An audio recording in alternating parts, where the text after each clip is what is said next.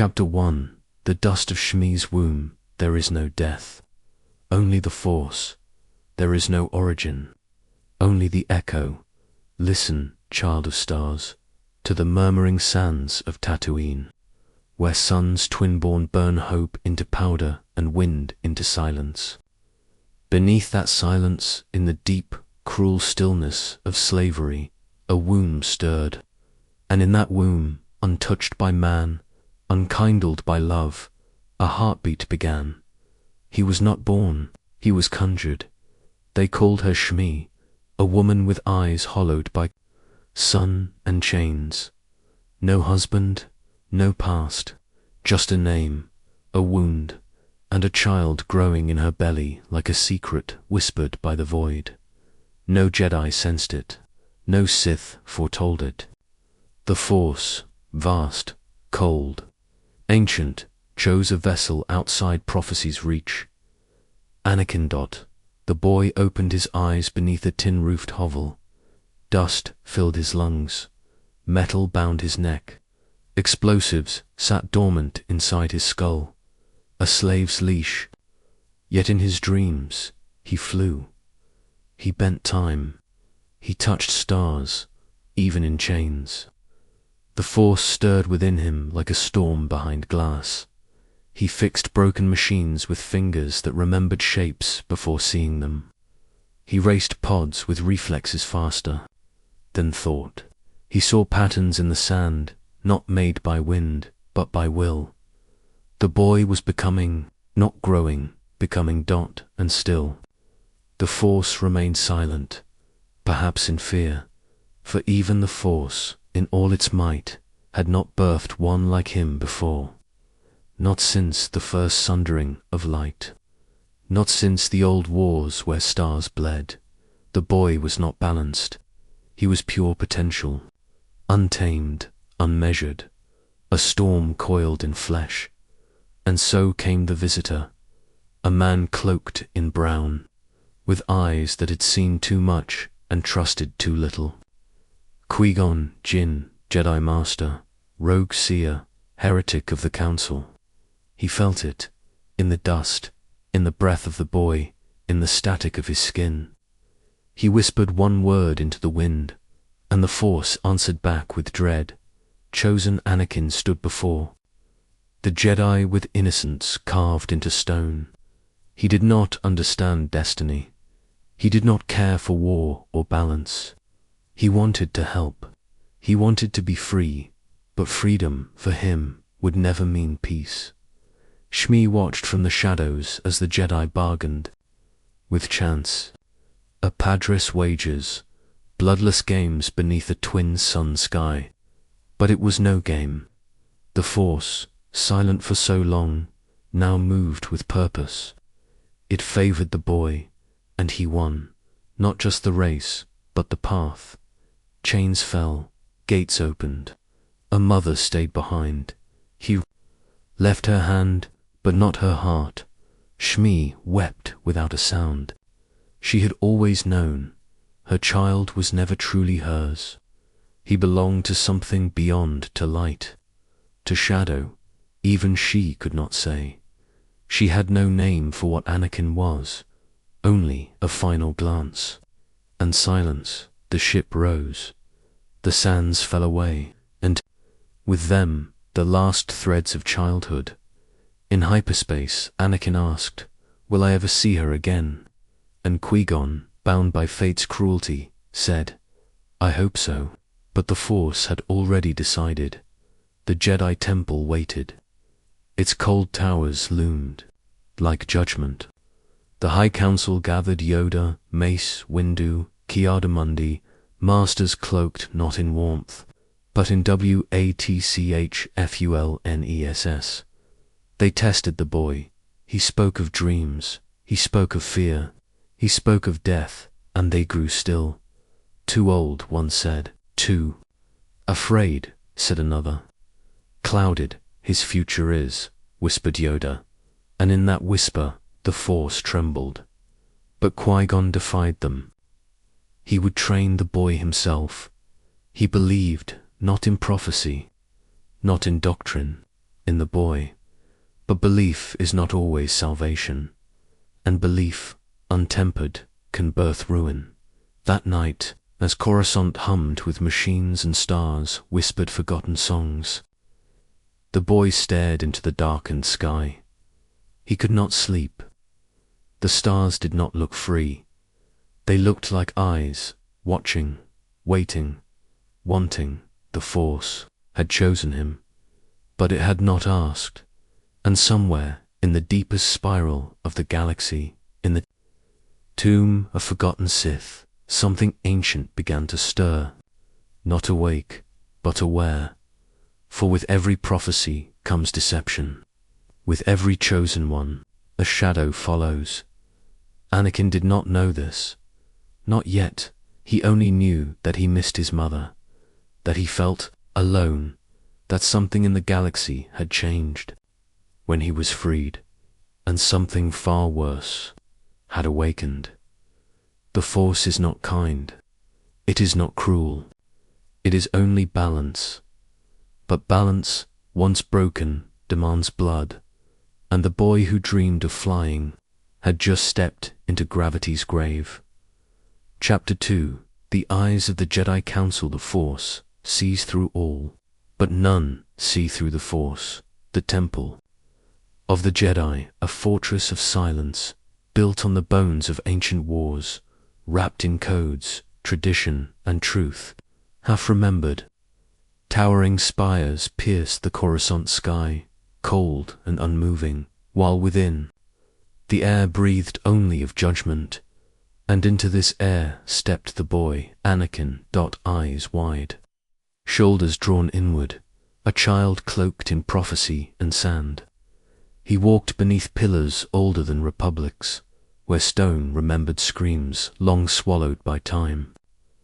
The temple floor hummed with the low breath of Kyber, the ghosts of lost masters echoing in the Force. The council waited, 12 seated masters, guardians not only of the Republic, but of the very idea of peace. They did not smile, they did not welcome. Their silence, more cutting than speech, wrapped around the boy like a shroud. Yoda, smallest among them, but oldest, his eyes did not blink. They peered into the folds of time, and what he saw behind the boy's eyes made the light dim, clouded. This boy's future is, he whispered, difficult to see. Mace Windu, Sword of the Order, clenched his jaw. Too much fear, he said. He has known suffering. He is dangerous. Ki-Adi-Mundi, thinker of the outer worlds, spoke with restraint. He misses his mother. Attachment breeds instability. Yet Qui-Gon stood firm, his voice low, defiant. He is the chosen one, born of no father, conceived by the midi-chlorians. The living Force sings through him. You feel it. You all feel it. But the council did not trust the song. They heard only dissonance, a note out of place in a choir of control. Yoda asked the boy questions, soft and slow. What do you fear, young Skywalker? Anakin hesitated. Losing my mother. A silence deeper than space followed. Yoda's eyes dimmed. Fear leads to anger. Anger leads to hate. Hate leads to suffering. The words were not instruction. They were warning, not to Anakin, to the council itself, but no one heard. They tested him with relics, with images drawn from memory and mystery. The boy named them all before they turned. He saw things he should not. He felt things no child should know. The Force responded, but not with balance, with hunger. A tide beneath the surface. The boy was not ready. The boy was already lost. The council did not grant Qui-Gon permission. They did not forbid it either. The Jedi were afraid, not of the boy, but of their own blindness. They did not understand what the Force had brought to them, a child not of prophecy, but of correction. Qui-Gon knelt before Anakin. His eyes were warm, but weary. "You will be a Jedi. I will train you. I give you my word." Obi-Wan, nearby, said nothing. He had been apprentice. Now he would be master, not by choice, but by fate. He did not yet trust the boy. He did not yet fear him, either. That would come later, and so Anakin remained, in the great halls, among the cold stairs, not a student, not yet a brother, a curiosity, a burden. He watched the other younglings train. They laughed. He did not. He had flown through storms and bled in the dust. He had seen men die for water. They did not understand him. He did not belong. The temple was not a home. It was a cage of light. He missed his mother's voice. He dreamed of her, her face blurring, fading, swallowed by smoke. Each night he would wake. Each day he would pretend. The Jedi taught detachment, but he had never been taught love, and that is the flaw. They saw him as power, as prophecy, as risk, not as a boy. A whisper reached him in his solitude. Not a voice, but an emotion. Cold, smooth, gentle, it said. "You are alone, but not forgotten." It did not come from any Jedi far below the temple, where archives fade into rot and the Kyber veins run dry. Something ancient watched, Sidious, not yet emperor, but already patient. He knew the boy had arrived, and in his private sanctum, masked and cloaked, he smiled. He will seek what they deny him. He would not strike yet, not with saber or fire, but with hunger, with understanding, with kindness. And the Force watched all, divided, trembling, for the chosen one was here, and the scales began to tip, not toward peace, not yet, but toward unraveling. The Jedi Council closed its session. Qui-Gon meditated alone, yet not in peace. Obi-Wan trained with the blade, but his thoughts wandered, and Anakin he sat beneath the temple stars, staring into the void. He asked the stars, "Why me?" The stars did not answer, but deep within the Force, something whispered back, "Because you were not born, you were summoned."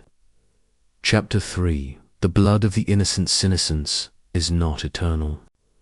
It is the first offering. The war began not with blasters, but with a silence broken. The Force recoiled, as if wounded, when Naboo was invaded. A whisper became a scream. Peace, so long held in balance, shattered like a Kyber shard under pressure, and in the ashes of diplomacy, the Clone Wars were born. Anakin, no longer a boy of dust, now wore Jedi robes, but they hung on him like prophecy on a broken altar. Too soon, too heavy, yet none could deny his power. His movements were not learned, they were remembered, as if he had walked this path before in another life, or another fall. He became apprentice to Obi-Wan, though their bond was not soft. There was no warmth in it, only friction and duty. Anakin craved closeness. Obi-Wan offered command, and in that gap, the dark began to breathe. But war came fast. The galaxy burned.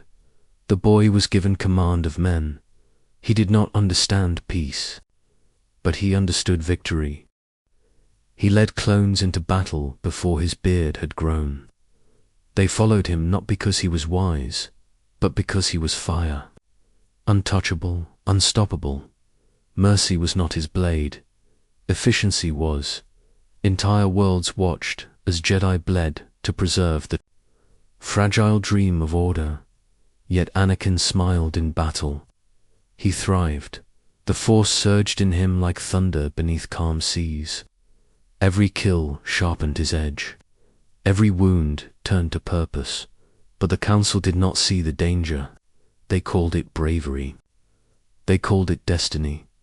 They did not see the shadow forming behind his eyes. And then, the death of an innocent Anakin stood in the ruins of a separatist outpost. Smoke rose like incense. His saber was still warm. A child's hand reached from beneath the rubble, still charred, not enemy, not soldier, only caught beneath fire. The clone beside him whispered Galadriel, but the word did not fit. Anakin stared. His breath shook. He had not meant to. He had meant to end the war, to protect, to save, but he could not save her, and he did not cry. He buried it. He buried her. Inside this is how it begins. Not with hatred, but with guilt denied. The council did not speak of it. The Jedi turned their gaze forward, ever forward. War does not wait for grief, but Sidious watched, always watching. In his hollow palace atop the Senate's black spire, he saw through shadows and strategies. He felt Anakin fracture, and he smiled. He seeks control, he mused. Soon he will demand it. Padma returned to Anakin's orbit, luminous, untouched by war. Though war had touched everything, she saw his weariness. He hid it poorly, but when she touched his hand, he breathed. Again, she was his light, his anchor and his greatest weakness. For the more he loved her, the more he feared her loss. The more he feared her loss, the more he feared the Force. What kind of power was this that gave only to take? What kind of peace required children to burn?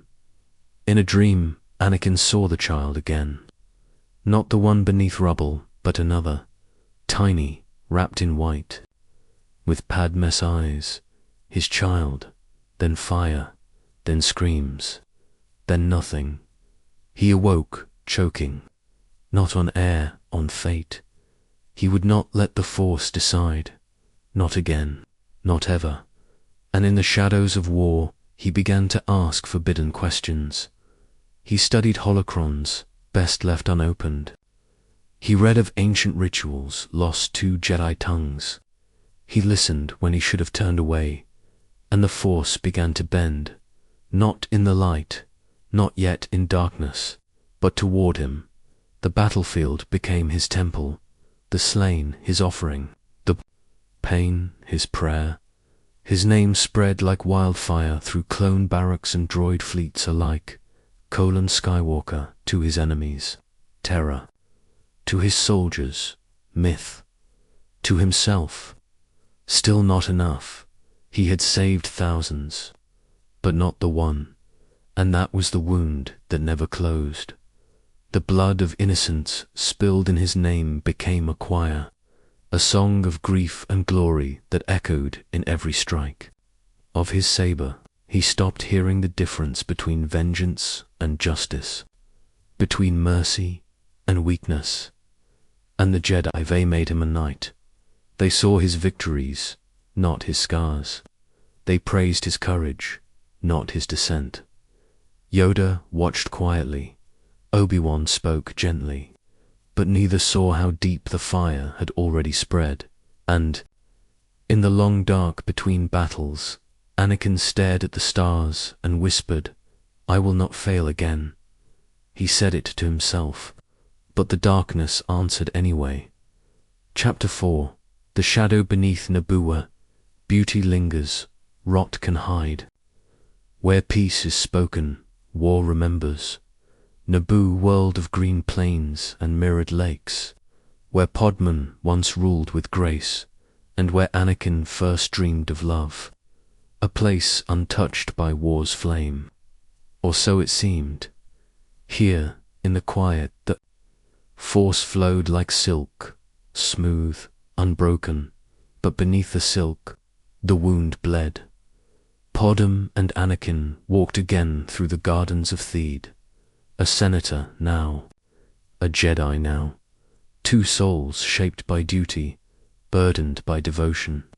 Their hands brushed, Their laughter echoed faintly through marble arches, but always, always, something unsaid lingered in the air between them. Anakin looked at her as one might gaze upon a dying star, radiant but slipping.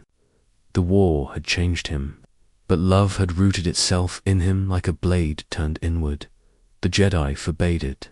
The Order denied it, but Anakin did not care. He would not give her up, not to the Council, not to fate, not to death, and far beneath the surface of Naboo, where catacombs wept ancient water, and caverns held memories older than light, something else watched them, something old, something Sith, for this was the grave of Maul, a scar in the Force that never closed. He had died, here, cut in two, buried in rage. But his death left behind more than bones. It left echoes. Anakin wandered those depths, not by order, not by accident, by pull. He followed a whisper beneath the palace, a tremor in the Force.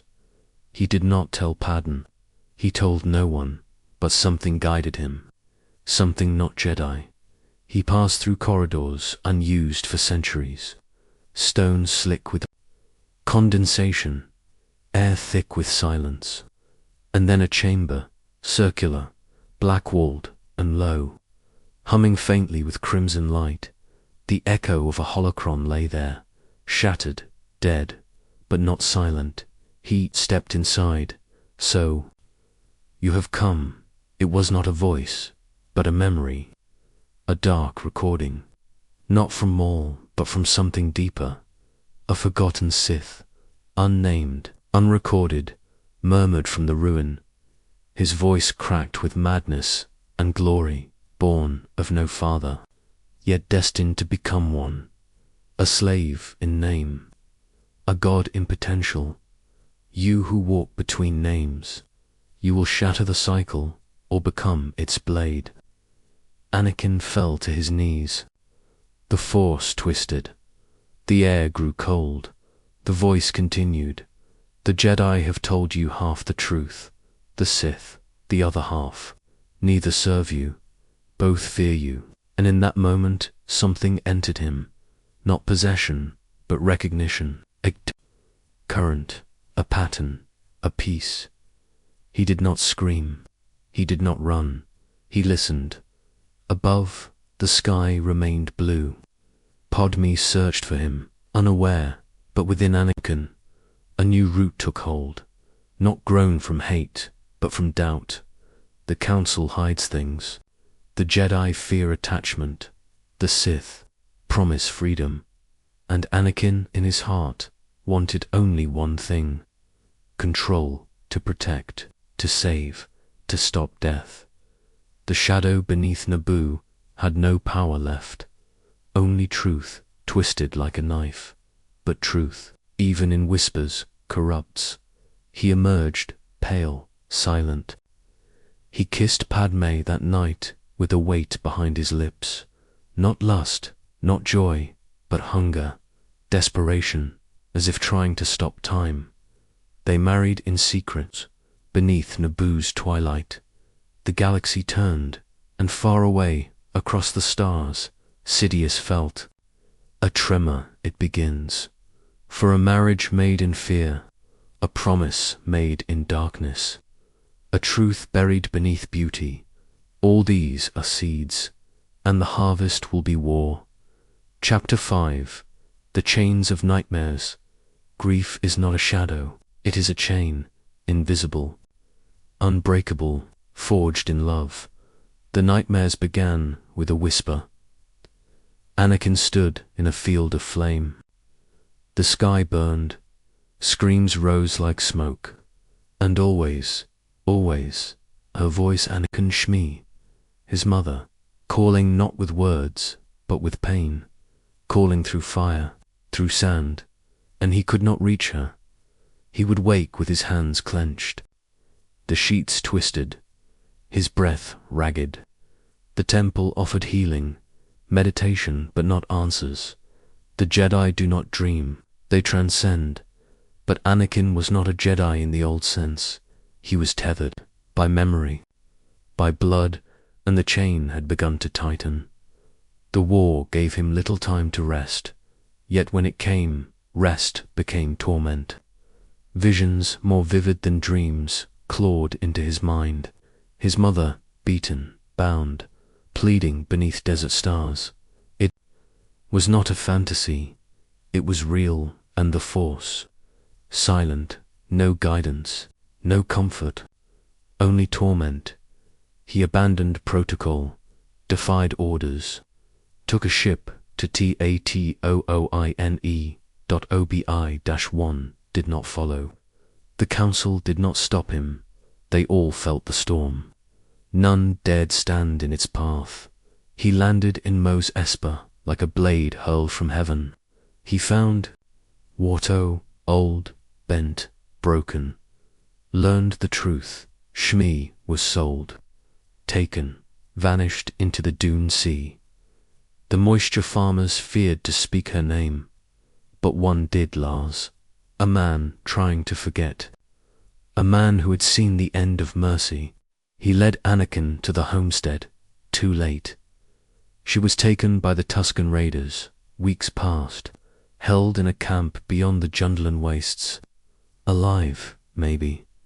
Anakin rode alone into the desert, and the desert, that place of his birth, swallowed him whole once more. Each mile, the Force screamed louder. Each breath, the bond pulled tighter. When he reached the camp, night had fallen. He moved like death.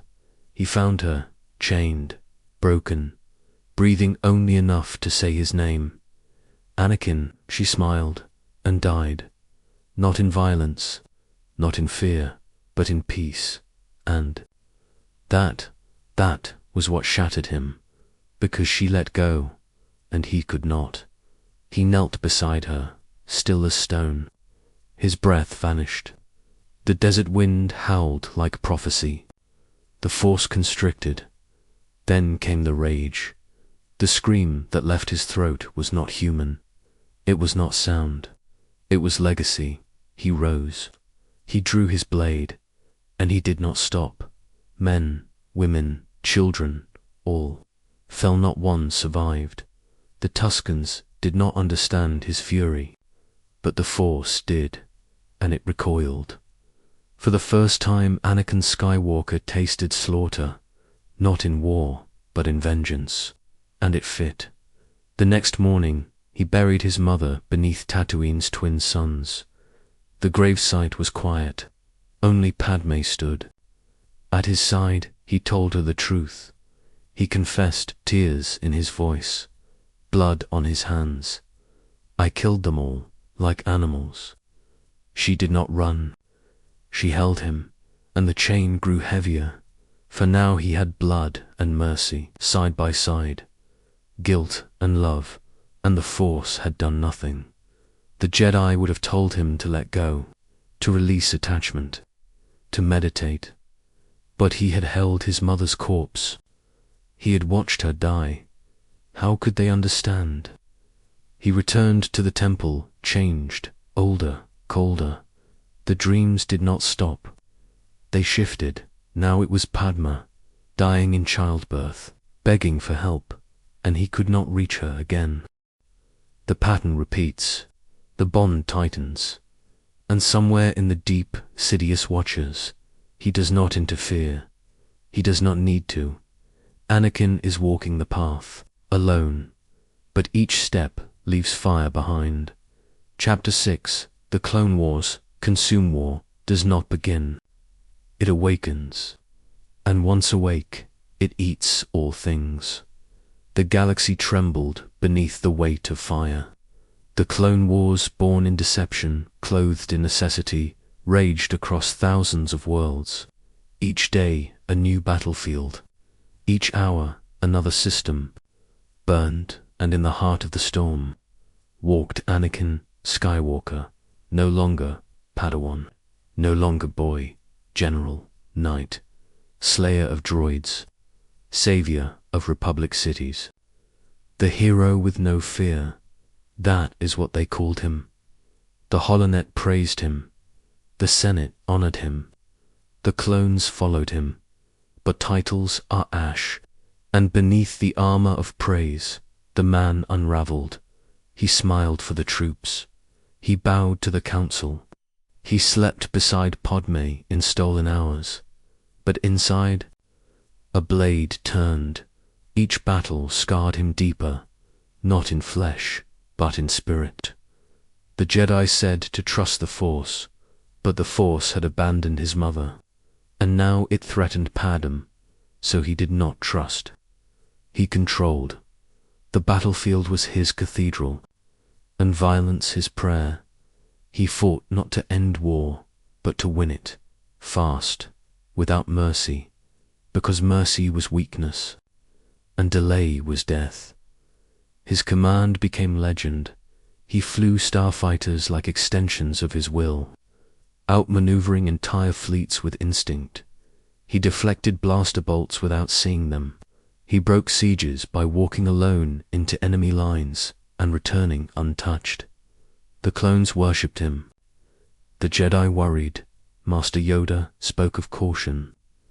Mace Windu watched with narrowed eyes, but they said nothing, because he won, and victory silences wisdom. Yet war changes not only the victor, but the very soul of the war itself. Anakin's victories grew darker. He began to make choices the Jedi did not teach.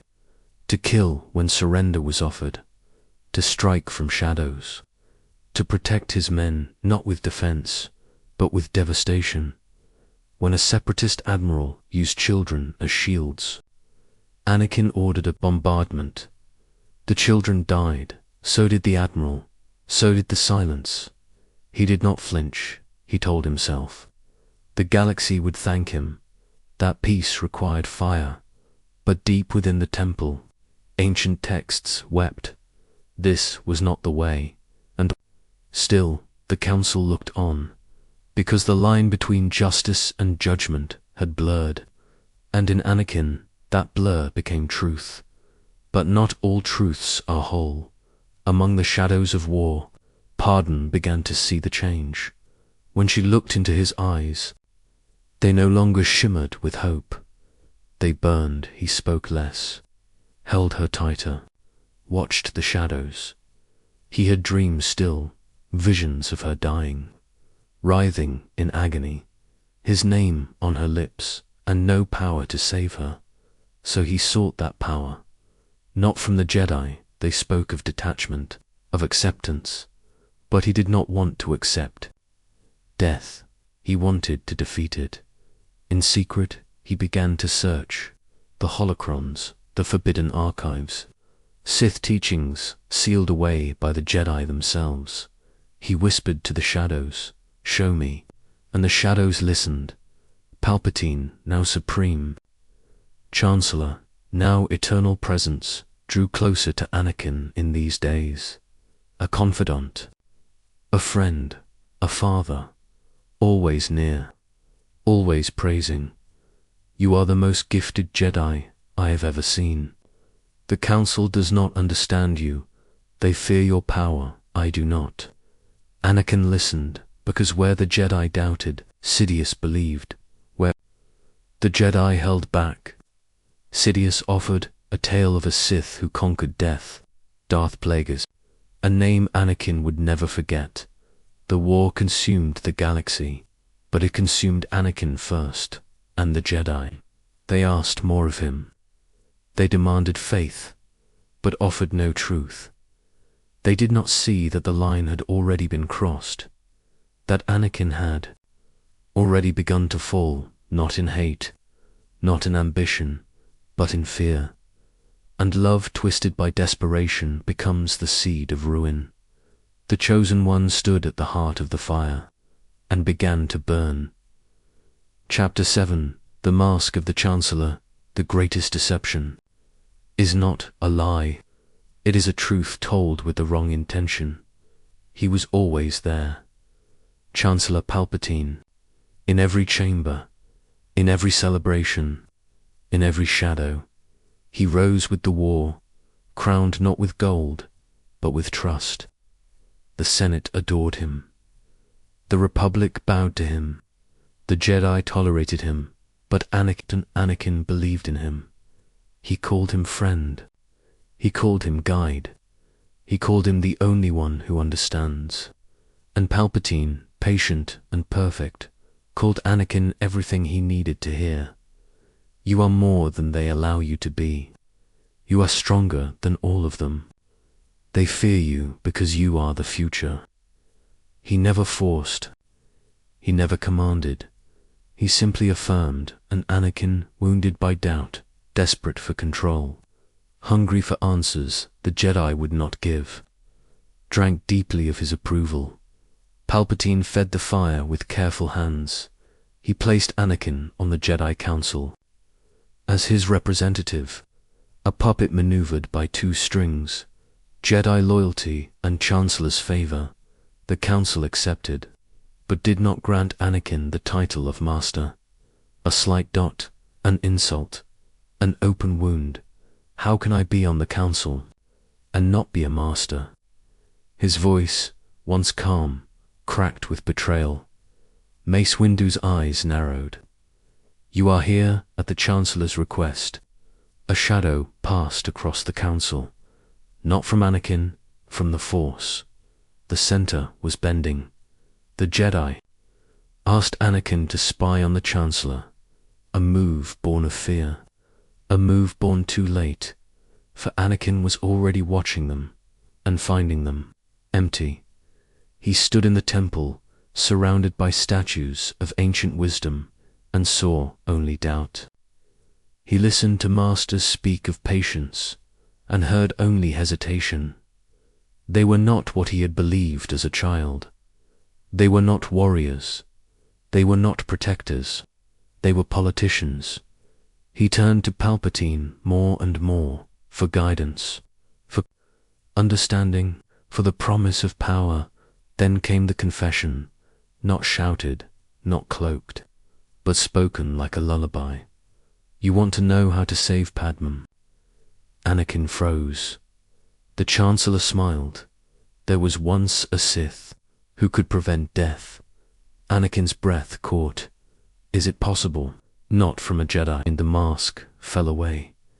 Palpatine stood revealed. Not a friend, not a guide. Sith. Sidious, the architect of war. The phantom in every scream. The shadow behind every death. And still, Anakin did not strike, because Sidious offered something the Jedi never had. Hope, not peace, not detachment, but the raw, terrible possibility of control, to save Padmé, to cheat death, to rewrite fate. You must choose, Anakin, Jedi, or power.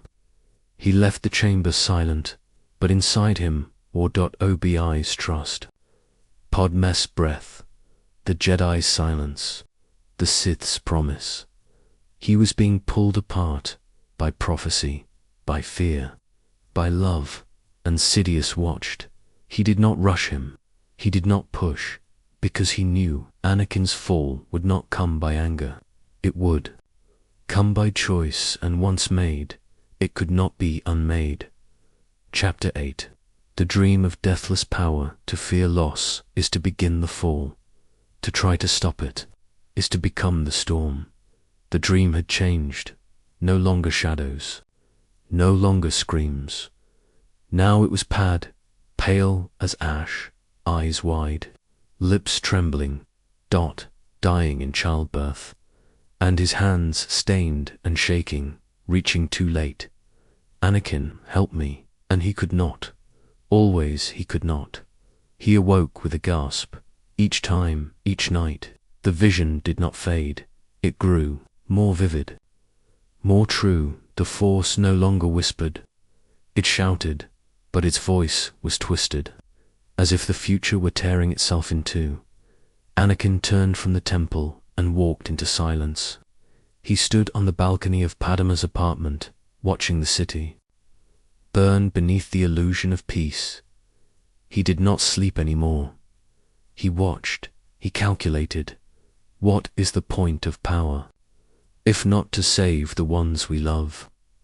This question he did not ask the Jedi, he asked the dark, and the dark answered with visions of immortality. He saw himself robed not in Jedi cloth, but in shadow, standing above death, cradling Podmin. His arms, her breath returning. He dreamed of defying the Force itself. He went to the temple archives under guise of meditation. He searched records the Council sealed. He opened scrolls the Jedi forbade. He read of Sith Lords who promised eternity, of rituals carved into the bones of stars, of the power to bind life and cheat fate, and in every fragment, every scrap, every myth, he saw himself, not Jedi, not Sith, something in between. The Jedi would never allow it. He knew that now. They would never understand that love was not a weakness, it was the point. They feared attachment. But he had already given everything to it, to Podme, to their unborn child, to the dream of a galaxy without loss. And so his heart twisted.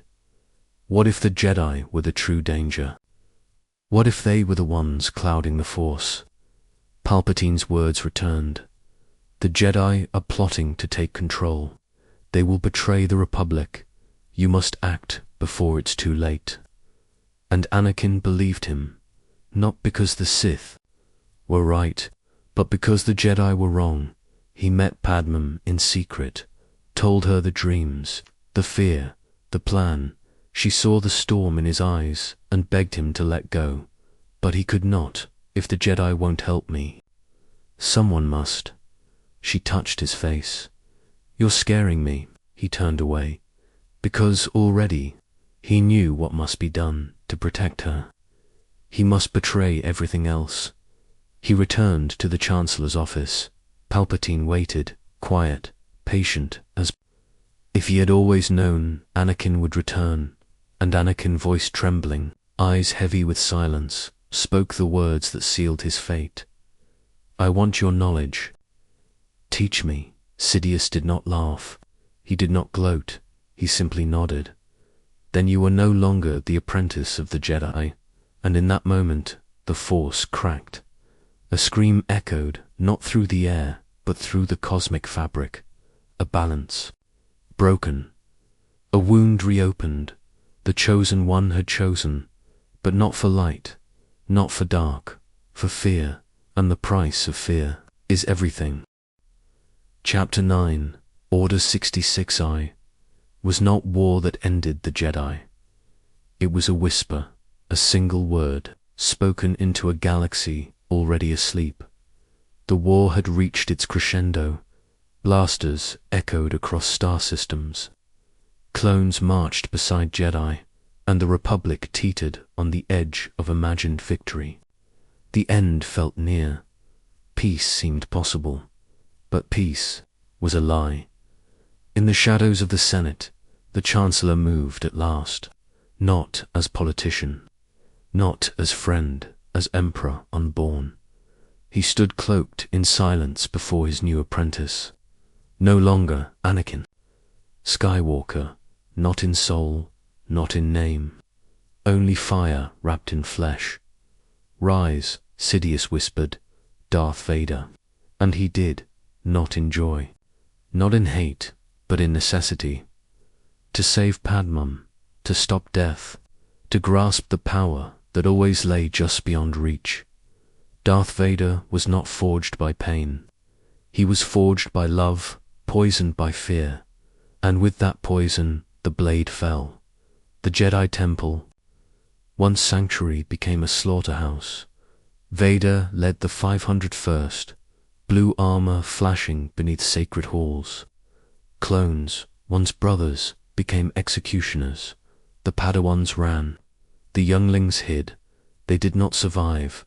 The great statues of the Masters watched, in stillness as the blood of their lineage stained the floor. No alarms.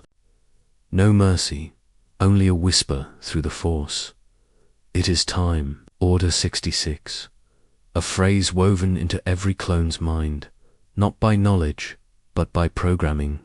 A command buried deep, like a sleeping god, and with one signal, they turned dot across. 100 worlds, the Jedi fell, cut down by those they had led, betrayed by their own soldiers, masters shot in the back, generals executed mid-dash command in the trees of Felucia. Ala Sakura dropped without a word. On the bridge of his cruiser, Plo Koon exploded with his ship. Saint's Alley, on her speeder, alone, did not see it coming. No trial, no war, only death. The Force shrieked. Yoda staggered. Obi-Wan was thrown from his mount in a hail of blaster fire. Betrayal, everywhere, all at once. The galaxy shifted. A new silence fell. Not peace, control, in the temple. Vader knelt before a pyre of knowledge. Holocrons shattered, scrolls ablaze, children broken at his feet. He did not weep. He looked up to the darkening sky and whispered only, "She will live." But the Force was trembling now, like a dam about to burst. Padme felt it. She watched the smoke rise from the Jedi Temple. She felt the cold in her chest, not physical, but final. Something had changed in her husband, not drifted, not broken, vanished. He no longer spoke of the Jedi, only of traitors. He no longer asked questions, only demanded control. "Everything I do," he told her, "is for you." But she saw his eyes, and in them fire without a center. Palpatine addressed the Senate, voice deep with crafted sorrow. "The Jedi have betrayed us. They have tried to overthrow your government. I will not allow this republic to be torn apart. In order to ensure our security and continuing stability, the Republic will be reorganized into the First Galactic Empire." And the Senate cheered thunderous, unified, not with resistance, but with relief. They did not care for truth, only for silence.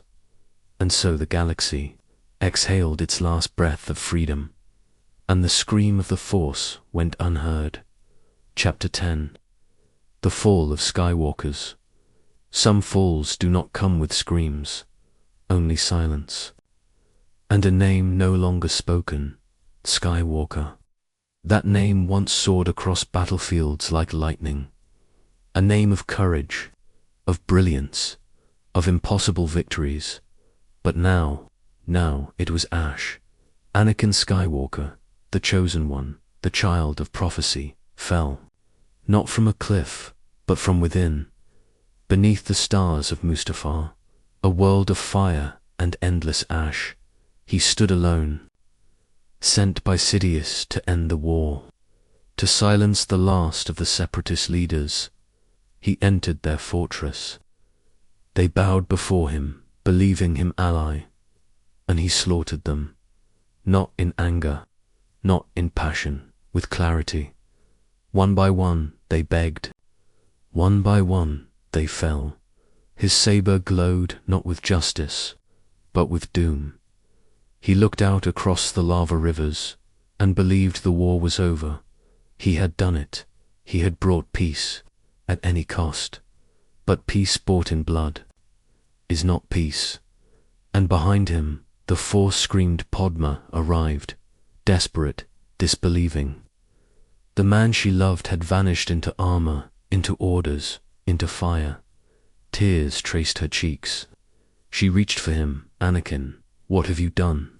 And he said only, "I've brought peace to the Republic." But peace should not tremble when it speaks. She wept. He did not. The Jedi were gone. The Separatists were dead. Only one threat remained. Obi-1. Brother, friend, witness, and now enemy. "You have allowed this Dark Lord to twist your mind," Obi-Wan said. But Anakin had no mind left to twist. Only fire, only fear. He saw betrayal, he saw theft, he saw loss. "Don't make me kill you." The words should have choked him, but they did not, and so the duel began. In the bowels of Mustafar, hell made manifest. Two brothers became gods of war, saber against saber, memory against memory, hope against despair. They fought through steel, through fire, through tears, and the Force broke. Lightning surged in the veins of the planet. Ash fell like snow, and at the end Anakin stood too close to the edge. Obi-Wan screamed, "It's over. I have the high ground." But pride is blind, and Anakin was already falling. He leapt and was cut down, not just his limbs, his name, his soul, his hope. He screamed in agony, crawling through ash, ablaze with fire, not just of skin, but of destiny denied. Obi-Wan wept. You were the chosen one. You were supposed to destroy the Sith, not join them. But Anakin only burned. The fire did not kill him. It transformed him. Obi-Wan left him there, not out of mercy, but out of horror. And Sidious arrived, late not by accident, but by design. He found what he needed, a broken thing, a shattered vessel, the boy he had always intended to forge. In the sterile chambers of Coruscant, Anakin Skywalker died beneath the surgeon's knife, and when the shell rose, there was no breath, no light, only the hiss of the mask. Darth Vader, born, not in anger, born in loss. The dream of saving Padman had devoured him, and now she was gone. She died whispering his name, not in fear, but in love. There's still good in him. But none heard it, only the hiss and the silence.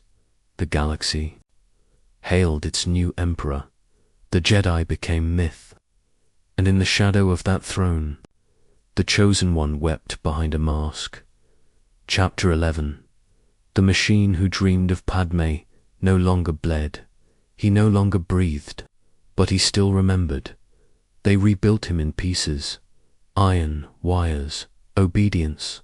Where once there had been warmth, now only cold breath drawn through machines. Where once there had been eyes, now only crimson lenses, blind to light. Darth Vader was born in agony, but he lived in silence. Within the obsidian halls of Sidious Empire, he walked like a phantom. A symbol, a weapon, a warning dot to those who defied the Emperor. He was judgment to those who served. He was fear, but to himself. He was echo, he dreamed still. Even machines dream when the soul has not yet surrendered. He saw her face in the darkness of his mind, Padma, her smile, her warmth, her voice soft as Naboo, reigned, and then always her death. Always he awoke, each time in a prison of metal. Arms that could not hold her, flesh that was no longer his own, and he would scream, but no sound came. The mask took everything, his voice, his breath, his hope.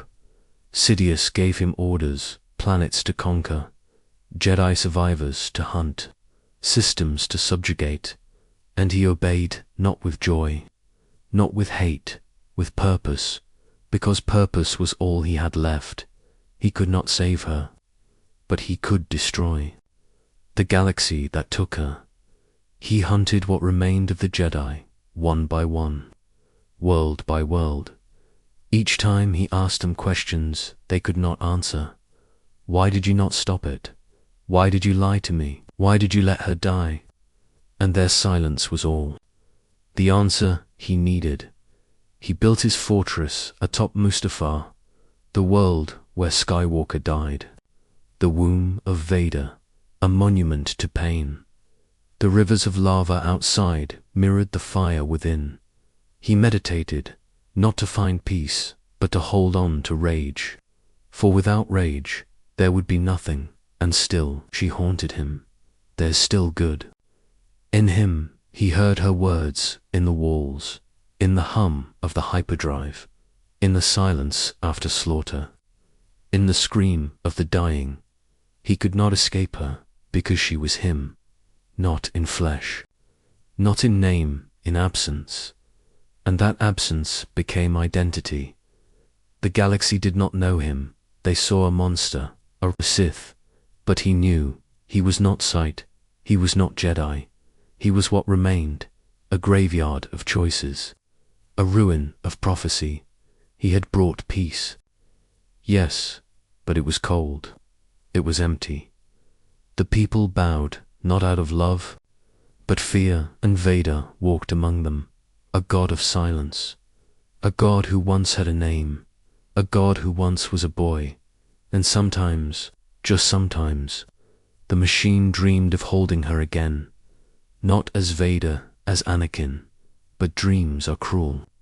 They end, and when they did, he rose again, steel, breath, darkness, and the galaxy trembled. Chapter 12. The hunt for the hidden Jedi extinction is not silence. It is the long echo of screams, yet unfinished. The temple had fallen. The Jedi were shattered, but not ended like embers in dry grass. They survived, flickering across the outer rim, buried in dust, sleeping in exile, and Darth Vader would find them. He had become the Empire's blade, cold, sharp, silent, but to the Jedi, he was Mithdat. They whispered his name in fear, not Skywalker. That name was dead. Only Vader. The Jedi hunters came first. The Inquisitors, broken former Padawans, twisted into tools. They were his hounds, his instruments, but they were not enough. The survivors were clever. They hid behind symbols of peace. They cloaked themselves in mercy. They taught in secret, and they remembered. Vader gave no warning. He arrived with the shadow of the Executor above, and left behind only craters. On Garrel, a temple shattered. On Ontotho, a library burned. On Mon Cala, a knight drowned in the ocean he once protected. Each death he felt, each name he buried deeper, but still they ran, still they believed. One Jedi turned herself in, knelt before him in surrender. "I forgive you, Anakin," she said, and he killed her anyway, because forgiveness felt like fire. Another drew his saber in defiance. "You're not him," he spat. "You're not Anakin Skywalker." And Vader paused. "Only a moment, Anakin Skywalker," he said, was weak. "I destroyed him. It was not just a lie. It was a ritual, a spoken erasure, a name cast into the void. But the Force remembered, and it wept. For not all who were hunted were warriors. Some were only children in the ruins of a forgotten temple. Vader found them, 3 initiates, no older than he had once been on Tatooine. Terrified. Alone, they raised training sabers. He raised death. But before the final blow fell, something wavered. He saw himself, not as he was now, as he had been, small, lost, full of questions the Jedi never answered. The moment passed. They died, and he walked away colder than before, because doubt is a poison, and memory a blade without hilt. Sidious sensed the tremor. "You are troubled, my apprentice." "I feel nothing," Vader said. But it was not true. In dreams, the boy still cried. In silence, the name still echoed, Anakin. But no one spoke it now. Only Obi-Wan, only her. Only ghosts. And so the hunt continued, not because the Jedi were a threat, but because they were a mirror, and mirrors are dangerous to those who have forgotten their face. Chapter 13. The sun and the spark hope is not light, it is the refusal to go dark. The galaxy had accepted its chains. The Senate applauded, the people obeyed, and the stars spun in silence beneath imperial banners. But silence is never eternal. In the shadows of forgotten moons, a whisper began to rise, a spark, a name. Skywalker, not spoken in fear, but in faith. Luke, born of fire and tears, hidden from the dark beneath twin suns. He knew nothing of the Force, nothing of war, only sand, wind, horizon. Yet the Force knew him. It moved in his blood, it sang in his sleep, and it waited as Vader hunted rebels across the stars. His son grew unnoticed, a farm boy, a mechanic, a dreamer, and dreams, like fire, cannot be caged forever. Then came the old man, a relic, a hermit, a ghost wrapped in flesh. Obi-Wan Kenobi. He had watched Luke from afar, haunted by failure, guarding a secret, but the time came too soon too late, when the galaxy knocked on Luke's door, and destiny answered. The message came from a princess.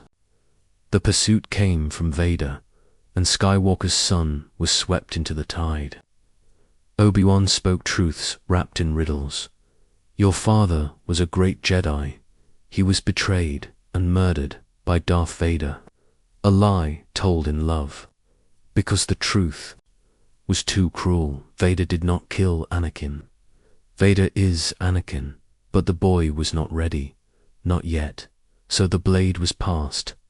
Anakin's saber, humming with lost memory, and Luke took it with innocent hands. A rebellion began to rise, small, fragile, but lit with courage.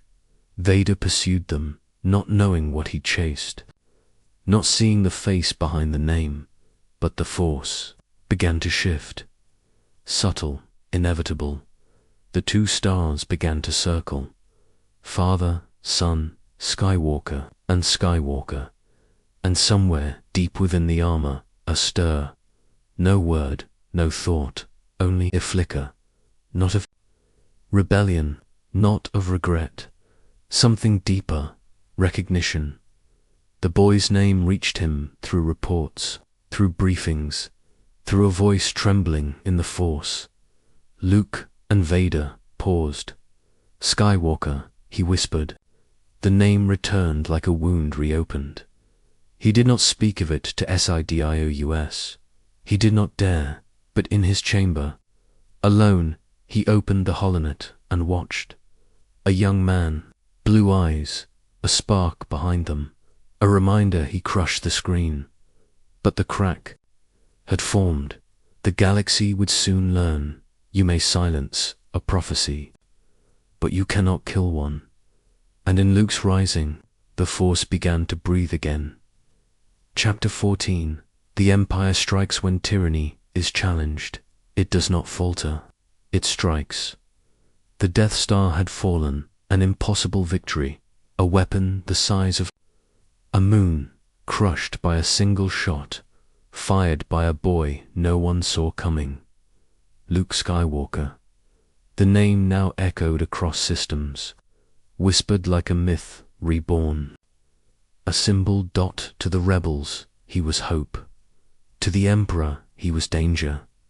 But to Vader, he was something else, a thread, a fracture, a key. The boy had flown Anakin Skywalker's ship. He had wielded Anakin Skywalker's blade. He had destroyed the Empire's pride, and Vader, watching the wreckage drift through space, did not see a rebel. He saw his son, and for the first time in years, he did not report it. He felt it. The Force surged around the boy, wild, untamed, but familiar. Vader's memories clawed back, a child born in secret, a wife dying with his name on her lips. He had believed them gone. But now, if he could be turned, Vader murmured, he would become a powerful ally. The Emperor smiled. But behind that smile, calculation. Sidious felt it too, the old balance trembling. He ordered the boy's capture. Vader offered more. Leave him to me. Thus began the hunt. The Empire lashed out, not with desperation, but with overwhelming precision. Worlds burned, allies vanished. The rebellion fractured. Vader moved like a storm. He searched systems, not on charts, interrogated prisoners with fire in his voice, but not to destroy Luke, to find him, to speak to him, to offer him choice. The rebellion fled to Hoth, cold, forgotten, hidden in white silence. But the Empire followed. No diplomacy, no warning, just walkers in the snow, just steel and fire. The base collapsed, the rebels scattered. But Vader was not after armies. He sought the boy. Luke escaped, barely, but the bond had formed. Through the Force, they now felt one another. Not fully, not clearly, like breath on a mirror. A flicker, and Vader began to dream, not of Padma, but of legacy. A galaxy ruled by two, not master and servant, but father and son. Together, they would finish what the Jedi feared. Together, they would rewrite. Fate, join me. That phrase became a pulse in the dark. Luke fled to Dagobah, to the last master, to Yoda, old, wounded. Hiding in rot, he told the boy only fragments. If you face Vader, you will do it alone. And still, Luke left too soon. Too proud to save his friends, to face his father, to walk willingly into the shadow. And Vader waited, not to kill, to reveal. BESPI. End the trap set, the battle inevitable, and beneath the clouds, the Force prepared to break. Chapter 15. I am your father. There are truths the galaxy fears to speak, and there are truths that split the soul to hear. Cloud City, a jewel in the sky, built on lies and gas. It floated above the abyss, a fitting stage for destiny's blade. Luke arrived, full of fire, not ready, not trained, but called, drawn like a flame to its reflection. He entered the trap, set not with hatred, but with longing. Vader did not seek to destroy him. He sought to bind him, to bring him into the shadow, not as enemy, but as heir. Yet the boy resisted. Their sabers clashed beneath the carbonite chamber, blue against crimson, future against past. The Force surged through them. One bloodline split in war. Vader struck heavy, relentless, not to kill, to teach. Each blow a warning, each parry a plea. You are unwise to lower your defenses. Luke fought bravely, but bravery is not strength, and strength is not enough. They ascended the tower, steel screamed, wind howled, and there above the city, above the clouds, the Skywalkers stood alone, father and son. The duel reached its end. Vader struck. Luke cried out, his hand gone, his saber lost. He clung to the edge, bleeding, broken, and Vader did not finish him. Instead, he stepped forward and spoke, not as monster, not as myth, as father. Obi-Wan never told you what happened to your father. Luke, gasping, spoke the lie he'd been given. He told me enough. He told me you killed him.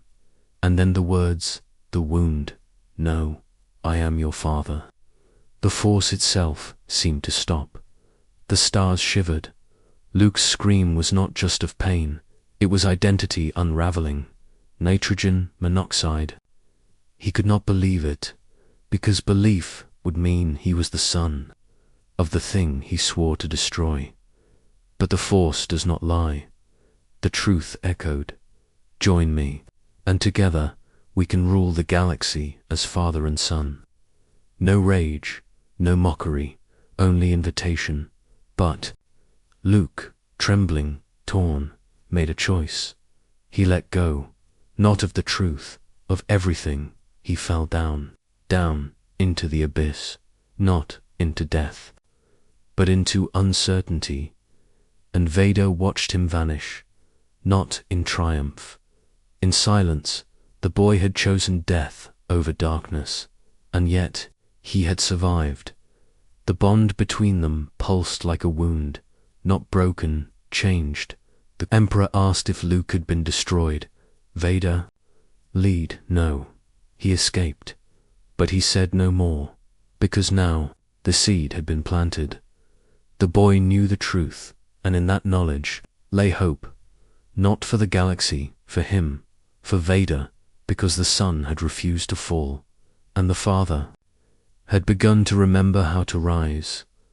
Chapter 16. There is still good in him. Evil may command a mask, but memory does not forget the face beneath. He stood alone in his chamber, helmet removed, wires hissing softly, air recycled by machines that hissed in rhythm with a hollow soul. Darth Vader, Lord of the Sith, terror of the Outer Rim, hand of the Emperor, sat in silence and thought of his son, not as a threat, not as a rebel, as a mirror. Luke had faced him. Luke had bled. Luke had refused, and in that refusal, Vader had heard the voice again. Padme, there is still good in him, she had said. He had tried to bury that memory beneath steel, beneath orders, beneath time, but the boy had unearthed it. With every breath, with every choice, Vader reached for that memory now, not with hands, for they were gone. With pain, and pain, after all these years, was the one thing that still felt true. Elsewhere, the rebellion gathered strength. The Emperor watched, amused. He did not fear them. He feared the bloodline. The son of Skywalker must not become a Jedi. Vader heard the command and felt a tremor. Not in the Force, in himself. He had once hunted Jedi. He had once been one. Now the last hope of that ancient order was his son, and he was ordered to destroy him. Again the past, repeating in reverse. Sidious saw this and smiled. He could be turned. Vader nodded, but in his silence, a fracture widened, for he no longer wanted to turn Luke for the Emperor's sake. He wanted to save him, not from death, from this, from the armor, from the lies, from the darkness that had swallowed them both. Vader began to wonder, was this his destiny, not to rule, not to destroy, but to choose? And if he could not choose for himself, could he choose for his son? In the shadows of the Death Star's new throne room, the trap was laid. Luke would come. Vader knew it, because Luke believed, not in victory, in him. He had said it to Leia, to Obi-Wan's memory, to himself. There is still good in him, and that was the most dangerous weapon of all. Not a saber, not a fleet. Hope, and Vader feared it, because hope, unlike hate, does not end, it waits, and now it waited for him. Chapter 17. The final temptation. The dark does not always demand blood. Sometimes it asks only for surrender.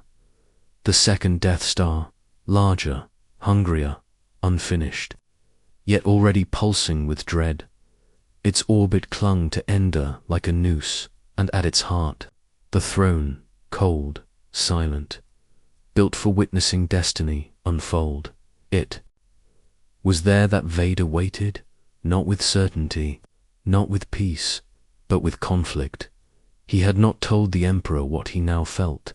He could not, for Sidious knew all emotions but one, doubt.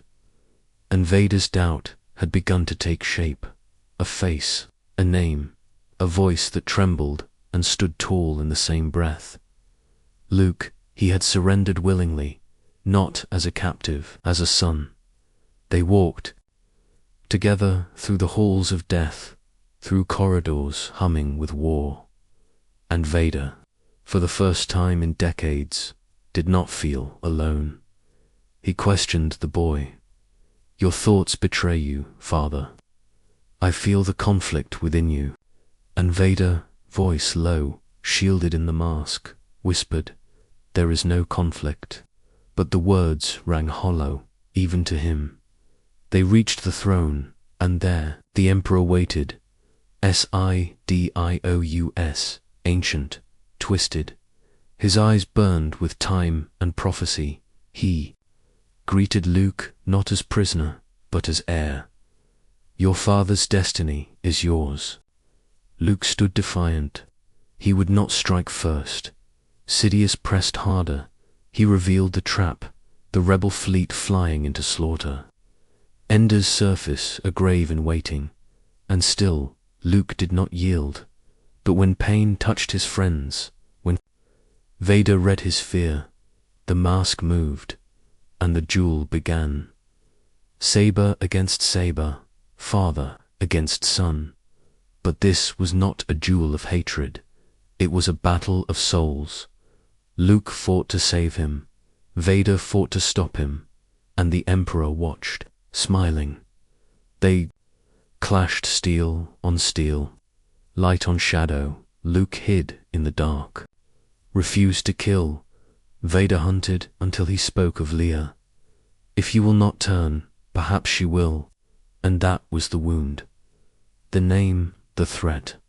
Luke erupted, a storm of fear, rage, love. He struck like the chosen one reborn, drove Vader back, overwhelmed.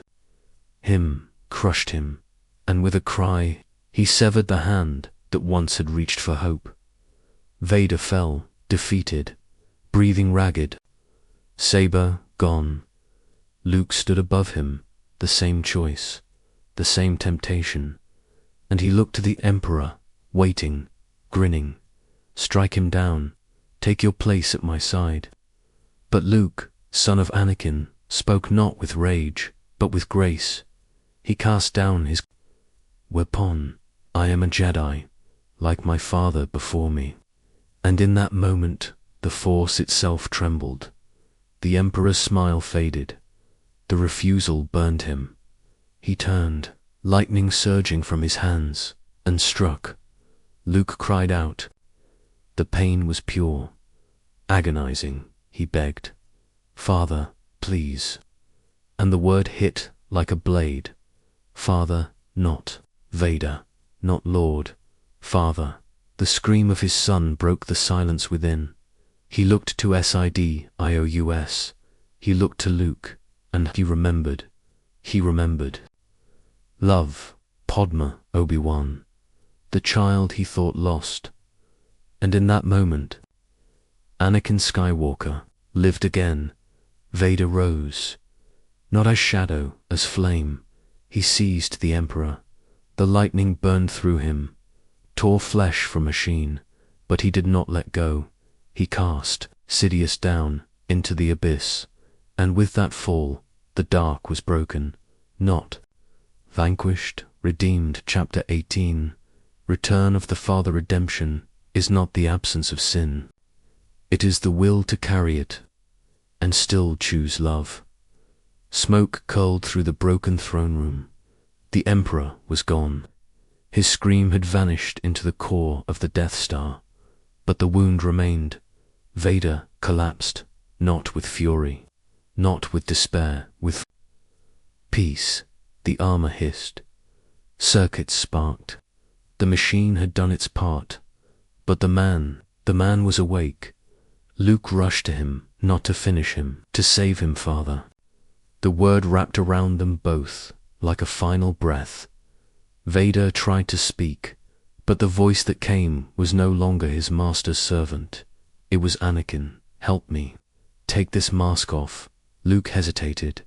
"It will kill you. Nothing can stop that now." The mask lifted, and for the first time, Father looked upon son with his own eyes, eyes filled with pain, with love. You already have saved me, Luke. There were no more orders, no more masters, only this moment, only this truth. Luke wept not. For a Sith Lord, for a father found too late. Anakin's breathing slowed, and in his final moments, he did not see war, he did not see death, he saw her Podum. Waiting in the light, he reached for her and was gone. But the Force did not fall silent, for something rose. Luke carried the armor through fire and ruin. He escaped the collapsing Death Star. He placed the body upon a pyre and lit the flame, not as punishment, as release. The smoke lifted toward the stars, and with it, a soul freed from destiny. The rebels celebrated. The empire collapsed. The war had ended. But deeper still, the prophecy had fulfilled. The chosen one had brought balance, not by conquest, not by might, by love. A choice made not in power, but in surrender. Anakin Skywalker returned, not to rule to redeem, and in the forests of Endor, as the stars shone like ancient eyes, Luke looked up and saw them, OBI-1, Yoda and Anakin, not armored, not broken, smiling at peace. And so the myth ends, not in fire, but in forgiveness. A Jedi fell, a Sith rose, a father returned, and the Force breathed again. The end.